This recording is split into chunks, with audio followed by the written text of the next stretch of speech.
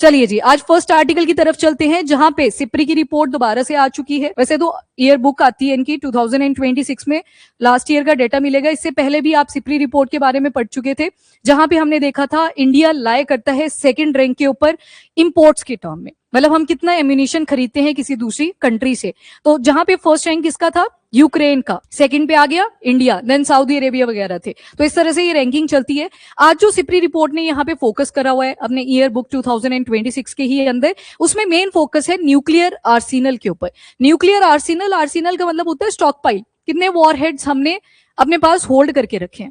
तो पहले थे ये 180, अब ये हो चुके हैं 190। एक साल के अंदर अगर देखें तो ज्यादा बड़ा इंक्रीमेंट तो नहीं है, इसको मॉडेस्टी बोला है कि मतलब ज्यादा नंबर इंक्रीज नहीं करे, but still India is focusing on modernisation. ठीक है, मॉडर्नाइजेशन के ऊपर फोकस कर रहे हैं, तो जो अब वॉर हेड्स बन रहे हैं वो ज्यादा एडवांस क्वालिटी के आपको दिखाई देंगे। ठीक है जी, तो ये आपने ध्यान रखना है। तो सिप्री रिपोर्ट आ गई दोबारा से लाइमलाइट में, और ये बहुत सारी इंपॉर्टेंट चीजों के बारे में हमें बताता है, जैसे देश दुनिया में बहुत सारे आर्म्ड कॉन्फ्लिक्ट चलते हैं, उनकी डिटेलिंग्स कभी कभी बता देता है, और एक रिलायबल सोर्स माना जाता है कभी भी अगर डिफेंस ओरिएंटेड या एम्यूनिशन किसने कितना खरीदा, किसने कितना बेचा, क्योंकि अगर खरीद रहे हैं तो बेचने वाले भी बहुत ज्यादा होंगे। पर रैंकिंग्स में आप नोट करोगे कि ज्यादातर फोकस किया जाता है किसने ज्यादा इंपोर्ट किया, खरीदा किसने ज्यादा। इसके अलावा आप दूसरी चीज देखोगे, जैसे कि अभी देखा न्यूक्लियर आर्सेनल, इनका नंबर कितना है उसके ऊपर ये फोकस करता है। देन थोड़े टाइम पहले जब आपने देखा था कि न्यूक्लियर जो एम्यूनिशन की परचेजिंग है, ये गोला बारूद जो खरीदा जा रहा है, उसमें हम कहां पे लाए कर रहे हैं, यूरोपियन यूनियन का एक डेटा आ रखा था, ये तो हो गया पुराने वाला डेटा। पर ओवरऑल हम क्या देख रहे हैं कि ये जो सिप्री रिपोर्ट है ये इन एरियाज के अराउंड फोकस करती है, इससे रिलेटेड हमें डेटा प्रोवाइड करती रहती है, और मेजॉरिटी ऑफ द कंट्रीज इसको एक रिलायबल सोर्स भी मानते हैं कि अगर आपको एक्यूरेट सा डेटा चाहिए, एक्यूरेट तो देखो कोई भी चीज नहीं होती है, पर हाँ इसके ऊपर रिलायबिलिटी बनाई जा सकती है कि इसमें बिल्कुल सही डेटा रिप्रेजेंट कराओ। अब रिपोर्ट ने एस्टिमेट करा है कि जो इंडिया का मिलिट्री एक्सपेंडिचर है वो 92.1 बिलियन यूएस डॉलर पे आ चुका है, और इसी के साथ अगर मिलिट्री एक्सपेंडिचर के पॉइंट ऑफ व्यू से देखें तो हम रैंक करते हैं 5th नंबर पे। अभी फर्स्ट, सेकंड, थर्ड, फोर्थ भी देखना है, पर अपना रैंक पहले याद रख लो, 5th रैंक। और लास्ट ईयर के कंपैरिजन में जो हमारी ग्रोथ हुई है दैट इज अराउंड 8.9%।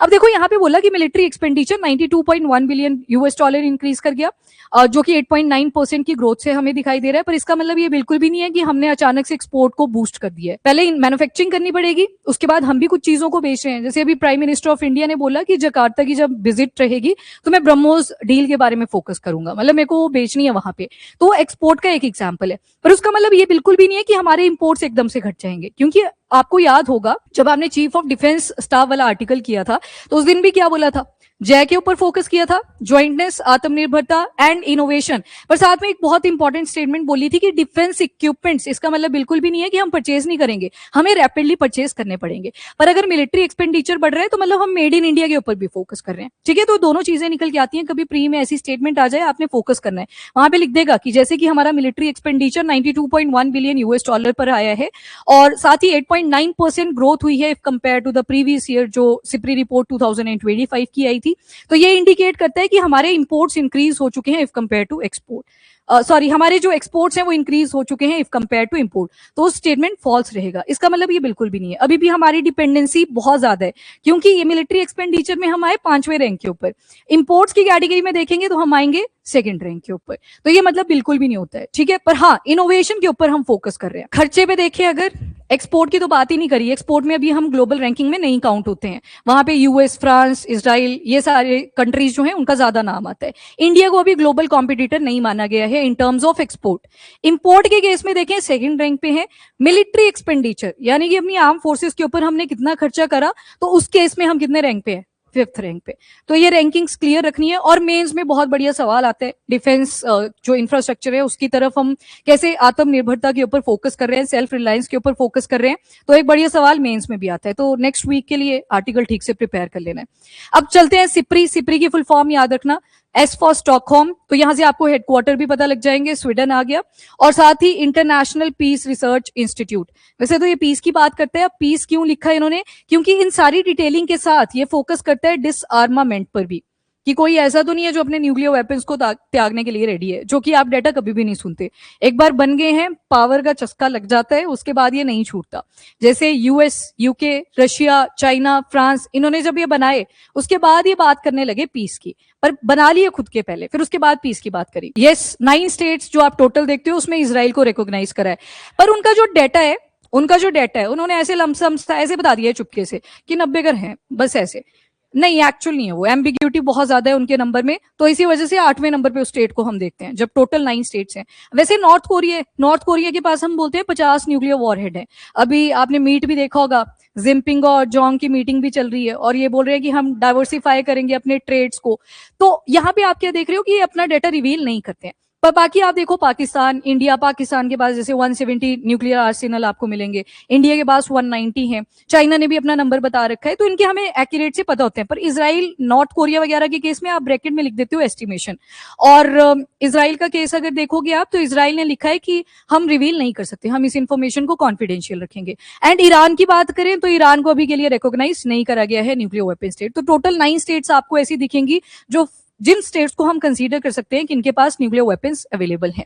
इसके बाद SIPRI, Stockholm international Peace Research Institute report 2026। सबसे पहले इंडिया का न्यूक्लियर एंड डिफेंस प्रोफाइल देख लो यहाँ पे।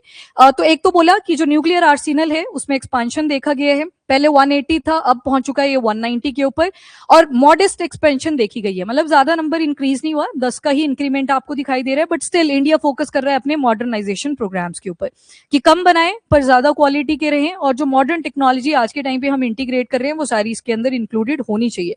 देन आते हैं न्यूक्लियर मॉडर्नाइजेशन की तरफ। लॉन्ग रेंज डिलीवरी सिस्टम पे फोकस कर रहे हैं। हमारे पास कैपेबिलिटी होनी चाहिए कि चाइना का जो एक्सट्रीम कॉर्नर भी है, यानी कि ईस्टर्न पॉइंट पे भी देखें, वहां तक हमारी अटैक करने की कैपेबिलिटी रहनी चाहिए।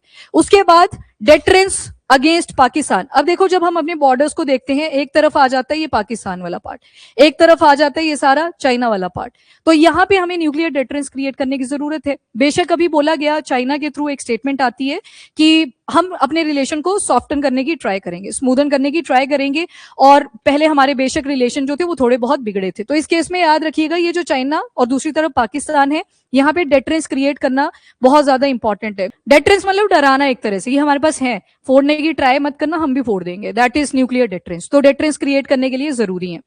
इसके बाद इंडिया और पाकिस्तान के कॉन्फ्लिक्ट अगर देखें, जैसे कि ऑपरेशन सिंदूर इंडिया ने कंडक्ट करा था, तो उसके दौरान बड़ी सारी मिसाइल्स यूज करी गई।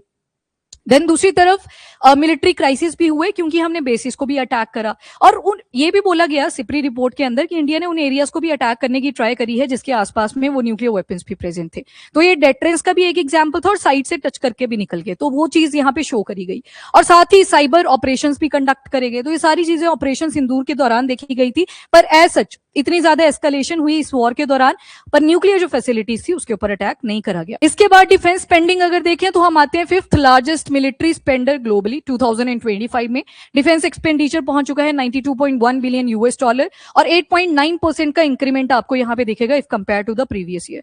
और इसे हमारी जो रैंकिंग है 5th नंबर पर, पहले पे है यूएस, दूसरा है चाइना, तीसरा है रशिया, और चौथा है जर्मनी। अब देखो, ये तो आ गया मिलिट्री एक्सपेंडिचर, याद रखना यहाँ पे हम 5वें नंबर के ऊपर है। आर्म्स इंपोर्ट के केस में देखें कि एमिनेशन कितने हम इंपोर्ट कर रहे हैं, खरीद रहे हैं किसी दूसरी कंट्री से। पहले जो हमारी रिलायबिलिटी रहती थी वो रशिया पे ज्यादा थी, पर फिर 2022 में आप ये रशिया और यूक्रेन वाला कॉन्फ्लिक्ट देखते हो। S-400 जो एयर डिफेंस सिस्टम था, अभी देखा आपने, चौथी डिलीवरी उसकी जाके हुई, 5वीं भी बोला 2027 में होगी, पर 18 की डील थी, वो पहले हो जाने चाहिए थे। तो यहाँ पे हुआ क्या, एक पैटर्न और जो आपको चेंज दिखाई देगा यहाँ से, कि जो हमारे पार्टनर्स हैं जहां से हम चीजें परचेज करते थे, चीजें कौन सी, एमिनेशन वाली, यानी कि वॉर हेड्स की यहाँ पे बात कर रहे हैं, सिर्फ न्यूक्लियर नहीं, एमिनेशन वर्ड यूज करा है, गोला बारूद जो भी हम प्रोडक्ट्स परचेज करते हैं फ्रॉम डिफरेंट कंट्री, वहां पे पार्टनर भी चेंज हुए हैं। पहले ज्यादा डिपेंडेंसी रशिया पे थी, अभी भी है रशिया के ऊपर, ये मना नहीं करा किसी ने, पर यूएस हो गया, फ्रांस हो गया, इजराइल के साथ कितने सारे एयर डिफेंस सिस्टम है हमारे, फ्रांस के साथ आपको हैमर याद होगा, स्कैल्प याद होगा, तो ये सारे हमने डील साइन करे हैं। तो मतलब हम अपने पार्टनर्स को और ज्यादा डाइवर्सिफाई भी कर रहे हैं।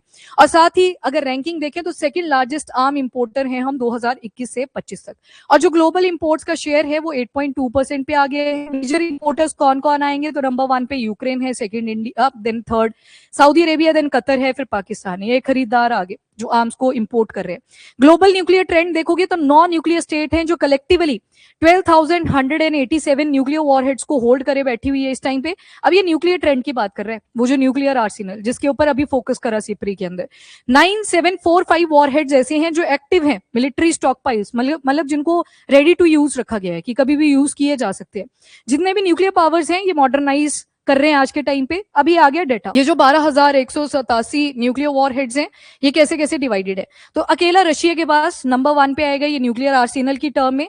5,580 वॉरहेड्स इनके पास हैं। Largest nuclear Arsenal in the world अगर देखें तो वो रशिया के पास है। सेकंड पे आप देखोगे यूएस 5044 वॉरहेड्स और हाईली मॉडर्नाइज्ड। अगर ट्रायड सिस्टम, ट्रायड की बात कर रहे हैं तो ऐसा थोड़ी है न्यूक्लियर वेपन आपको मिसाइल की फॉर्म में दिखाई देगा।